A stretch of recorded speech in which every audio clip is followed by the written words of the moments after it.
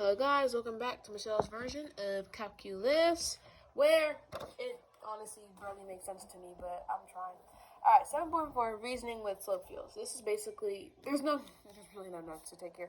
This is quite basically how practice problems and seeing your understanding of concepts we've kind of all just known. So, I'm going to start off with this problem here that I liked and hopefully know how to do. Alright, so here we have our slope fields graph, obviously. She's rather nice. And shown above is a slope field for which of the following differential equations.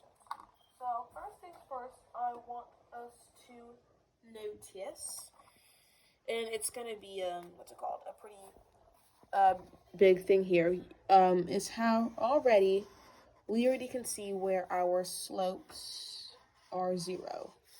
Alright? They are 0 at y, right, yes, y equals 0 and at x equals 1. And that's something, the first thing when it comes to slope fields is you're going to want to find where, let's see, x or y's are 0. Because that's going to help you when it comes to having multiple answer choices as well. So first things first, we're going to decide in these, based off of these, that if y equals 0, that the dy dx will equal 0 as well. So we're just going to go in basically and putting in a hypothetical y for all of these. Because again, at every single point at y, flat line, it's then you slip a 0 there. So let's say if we had x to the y, get my blue out. If we had x to the y minus y, this would pass the test because 0 minus 0. This would be equal 0. I'm doing this part in blue. Different color. For this one, if y equals 0, x implies 0 plus y equals 0 would also work for this as well.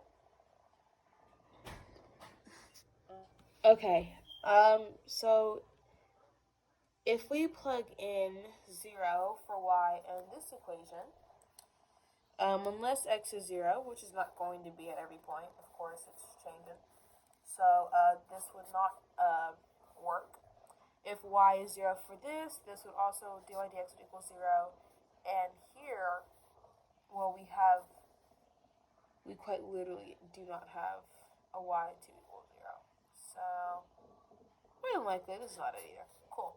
Alright, so then now, we're going to do when the x equals 1, because remember, when x equals 1, the dy dx will also be 0. Our slope will be 0 there.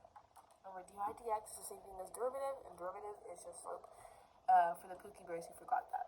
Let me just go ahead and cross this out. Alright, cool. So I'm doing this one in red.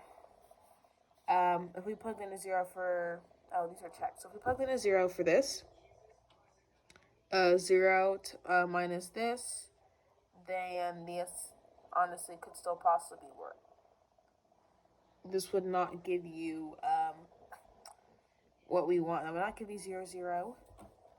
If we do this one here, 0 times this plus y, this could also work as well.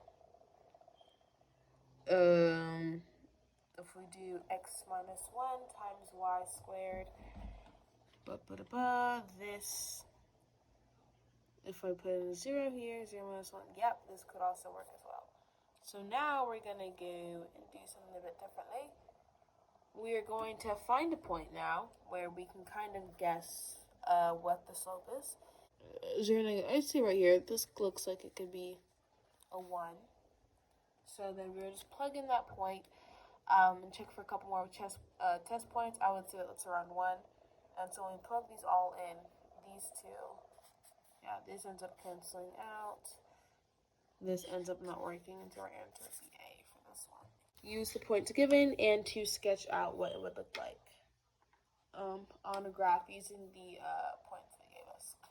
So the first point they gave us is A, 0, 1, which would be right here. And B is -2, -1, which will be right here.